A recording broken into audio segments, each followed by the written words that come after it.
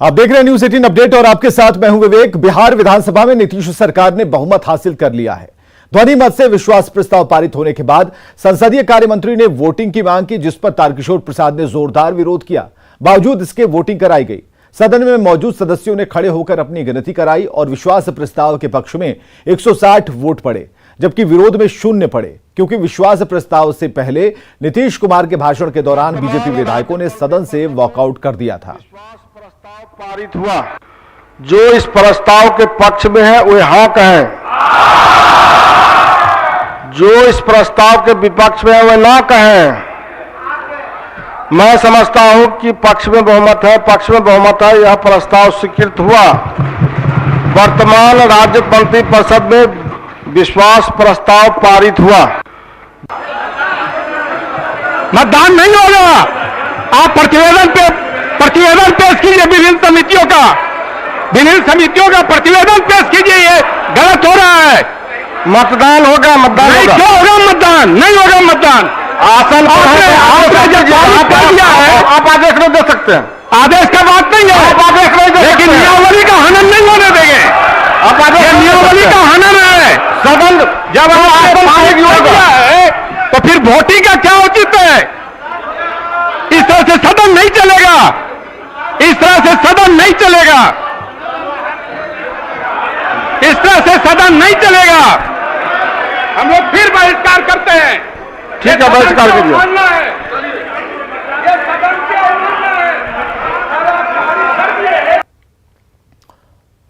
सदन के लिए बीजेपी के नेता का ऐलान। विजय सिन्हा विधानमंडल दल के नेता, जी हां, बड़ी खबर हम आपको बता रहे हैं। सम्राट चौधरी विधान परिषद के नेता और स्पीकर को भेजे गए दोनों के नाम, ये बड़ी खबर हम आपको बता रहे हैं। विधानमंडल दल के नेता होंगे विजय सिन्हा, जिनके नाम पर मुहर लगी है। इधर विधान परिषद के नेता होंगे सम्राट चौधरी। स्पीकर को भेजे गए दोनों के नाम। तो सदन के लिए बीजेपी के नेताओं का नाम का ऐलान कर दिया गया है। विजय सिन्हा का नाम और सम्राट चौधरी का नाम, जिसके नामों का ऐलान किया गया। तो यह बड़ी खबर हम आपको बता रहे हैं। विजय सिन्हा विधानमंडल दल के नेता बनाए गए हैं। इससे पहले वो विधानसभा का संचालन कर रहे थे, लेकिन कल तक उन्होंने नहीं इस्तीफा देने की बात कही थी, लेकिन आज उसी कुर्सी पर बैठकर उन्होंने इस्तीफे की बात कही। और उसके ठीक बाद तकरीबन 1 घंटे बाद यह खबर आई है कि विजय सिन्हा विधानमंडल दल के नेता बनाए गए हैं। इधर विधान परिषद दल के नेता हैं सम्राट चौधरी, जिन्हें बनाया गया है।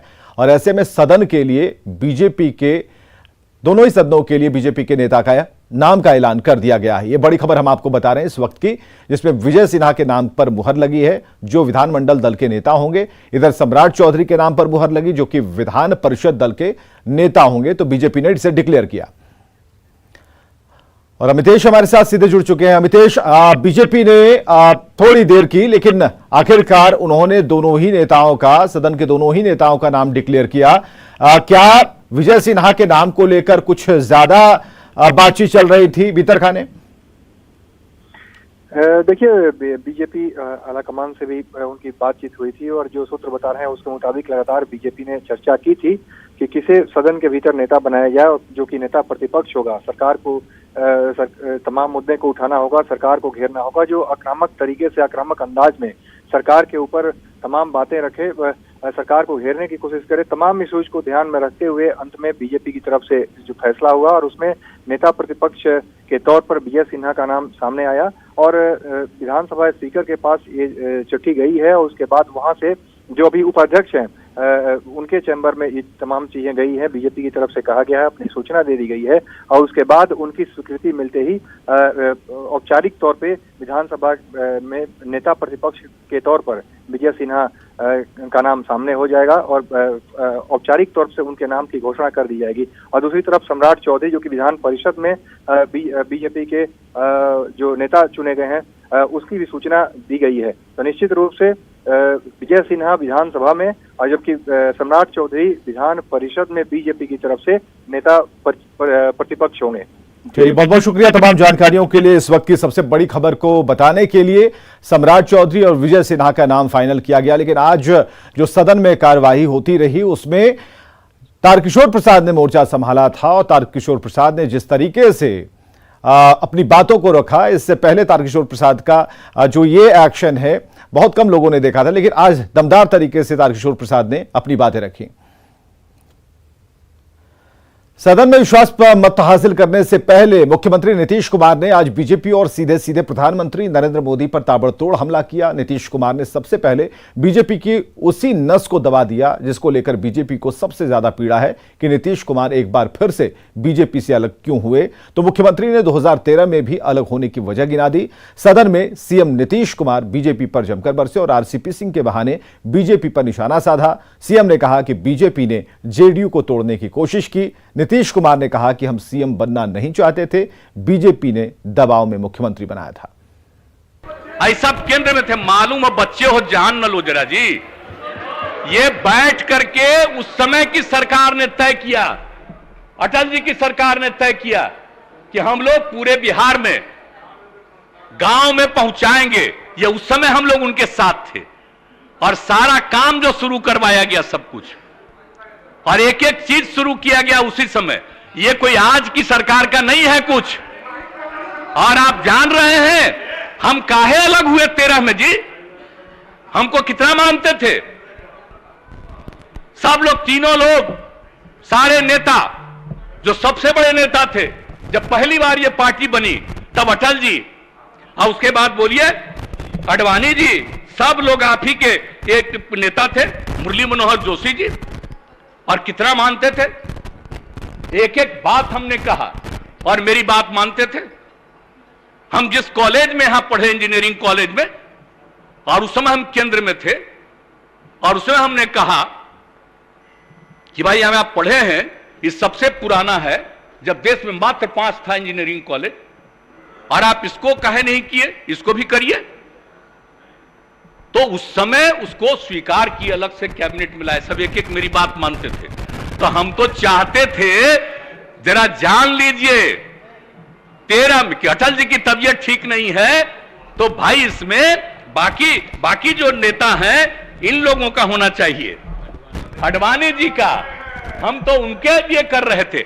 जब ये लोग सुन लो, अरे आप बच्चे उसमें तुम्हारे पिता थे, तुम लोगों को क्या मत, आपको क्या मालूम है।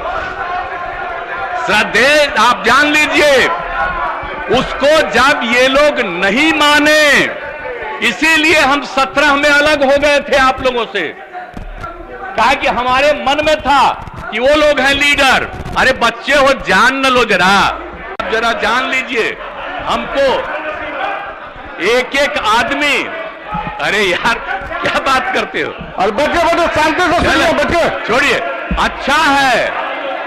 अरे इतना ज्यादा दिल्ली से सिक्योरिटी का इंतजाम मिल गया है ना, इसलिए बोलो। ये भी हम लोगों की पार्टी छोड़ करके गया है तो कुछ बोलेगा तो आप लोगों को कुछ दिल्ली वाला जगह देगा, समझ गए ना।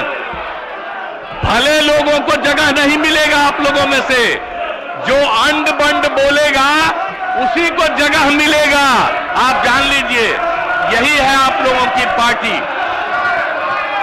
सुनना नहीं चाहते हैं आप लोग, सुनना नहीं चाहते हैं, भागना चाहते हैं।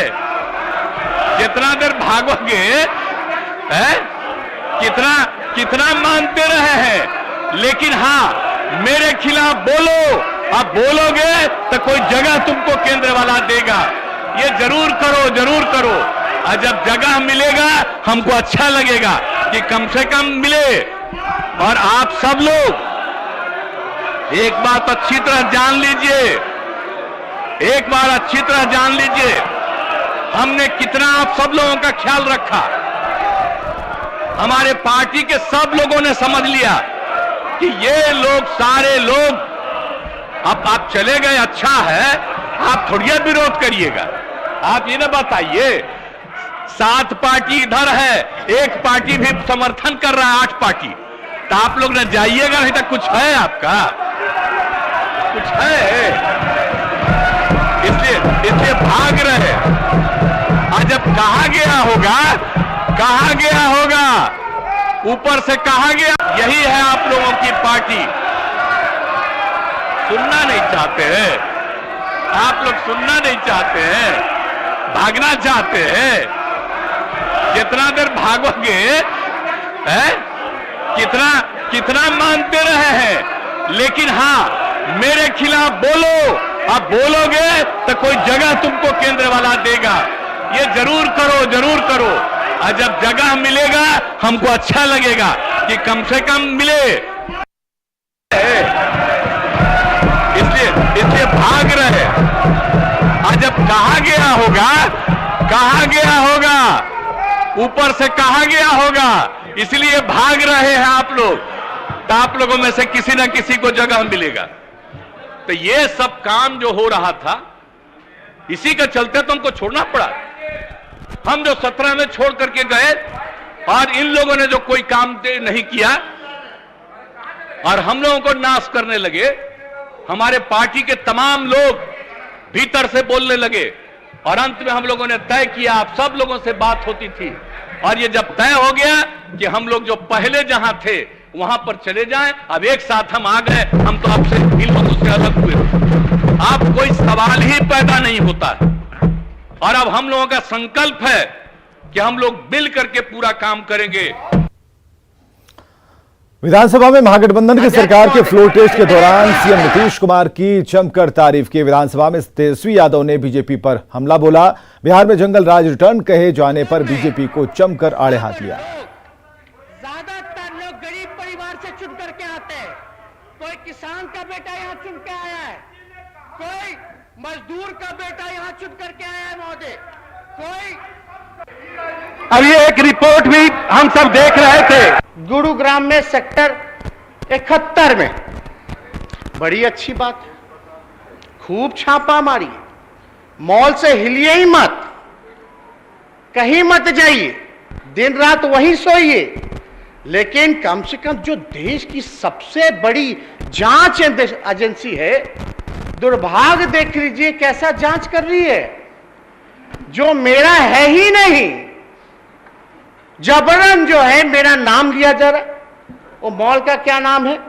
अर्बन क्यूब प्रोजेक्ट का नाम है, अर्बन क्यूब।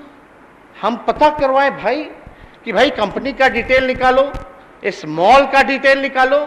तो जब डिटेल निकला तो पता चला कि एक डायरेक्टर है इसमें, कृष्ण कुमार करके, जो कि आपके भिवानी हरियाणा के रहने वाले हैं, ये उसमें डायरेक्टर है।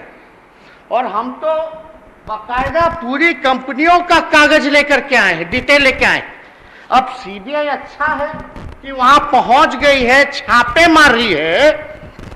हमको जो जानकारी मिला है कि इस मॉल का उद्घाटन या कंपनी का शुभारंभ जो है एक भाजपा के सांसद ने ही किया है। सदन में पार्टी की तरफ से अपनी बात रखते हुए पूर्व डिप्टी सीएम तारकिशोर प्रसाद ने सीएम नीतीश पर जोरदार प्रहार किया। तारकिशोर ने कहा कि नीतीश कुमार पलटी मारने में माहिर हैं, बिहार में जनादेश का गला घोटा गया, बिहार के एक बार फिर से जंगल राज की तरफ बिहार को धकेला गया। नीतीश कुमार को पीएम बनने की महत्वाकांक्षा है, लेकिन पीएम के लिए कोई वैकेंसी नहीं है। कि बिहार की जनता किंग कर्तव्य मूड है। 2020 में एनडीए की सरकार बनाए थे, आत्मनिर्भर बिहार के साथ निश्चय 2 के जो विभिन्न आयाम हैं उस पर हम सबों ने काम किया था। लेकिन मुझे तो लगता है कि हिंदुस्तान की राजनीति में, बिहार की राजनीति में पहला यह अवसर है। सरकार तो बन गई लेकिन इनके मुद्दे कहीं दिख नहीं रहे हैं। महोदय, इतना ही नहीं, आपके माध्यम से माननीय मुख्यमंत्री जी को और उप मुख्यमंत्री जी को भी हम बताना चाहते हैं, सियासत की रंगत में ना डूबो इतना, सियासत की रंगत में ना डूबो इतना कि वीरों की शहादत भी नजर ना आए। जरा सा याद कर लो अपने वायदे जुबान को, अगर तुम्हें अपना जुबान का कहा याद आ जाए। सत्ता में आई है और 15 दिन भी ठीक से नहीं बीते हैं, लेकिन पूरे राज्य में अपराध की क्या स्थिति बनी, पूरे राज्य में जो घटनाएं लगातार हो रही है, इसके कारण जो परिस्थितियां बनी है, पूरा बिहार आज अराजकता के मुंह में धकेला जा चुका है। महोदय, उस मंत्रिमंडल से सुशासन, आप सुशासन की चाहत नहीं कर सकते हैं। महोदय, 2017 में महागठबंधन से जिस प्रकार से भ्रष्टाचार और जनता दल यूनाइटेड को कमजोर करने की साजिश का आरोप लगाकर ये राष्ट्रीय जनता दल से अलग हुए थे, तो क्या वे सारे मुद्दे समाप्त हो गए? जिस भ्रष्टाचार के आधार पर राष्ट्रीय जनता दल को छोड़ा था वो सारे मुद्दे समाप्त हो गए महोदय? क्या वे सारे भ्रष्टाचारी सदाचारी हो गए? इतिहास की गहराइयों में जाकर कभी अकेले चिंतन करिएगा, ये सारी चीजें आपको दिखाई देगी। परंतु दिक्कत इस बात की है कि प्रकृति का नियम है, व्यक्तिगत स्वार्थ के चश्मे से देखने पर चीजें काफी धुंधली दिखाई देती है। महोदय, बशीर बद्र का एक शेर मैं पढ़ना चाहता हूं। घरों पर नाम थे, नामों के साथ ओहदे थे, बहुत तलाश किया कोई आदमी नहीं मिला महोदय। महोदय, सिर्फ अंत में इतना ही कहना चाहते हैं कि श्री नीतीश कुमार जी 8वीं बार मुख्यमंत्री का पद संभाला है और हर बार मुख्यमंत्री जी इस्तीफा देते हैं, उप मुख्यमंत्री बदल जाते हैं। आज भी ये मुख्यमंत्री हैं, उप मुख्यमंत्री इधर बैठा हुआ है, नया उप मुख्यमंत्री फिर आ गए हैं। महोदय, ये प्रक्रिया इनकी चलती रहती है। यह पहला प्रयोग है राजनीति में कि मुख्यमंत्री अपने जगह पर रहते हैं, उप मुख्यमंत्री बदलते रहते हैं। जैसे मैं आज इधर हूं और तेजस्वी यादव जी उधर हैं। माननीय मंत्री श्री विजय कुमार अंत में महोदय सिर्फ 2 बिंदु पर मैं तेजस्वी जी को आपके माध्यम से सावधान करना चाहता हूं कि नीतीश कुमार जी जो माननीय मुख्यमंत्री हैं, ऐसे बल्लेबाज हैं जो व्यक्तिगत स्वार्थ और हित के कारण दूसरे बल्लेबाज को रन आउट कराते रहते हैं, लेकिन अपने क्रीज पर जमे रहते हैं। महोदय,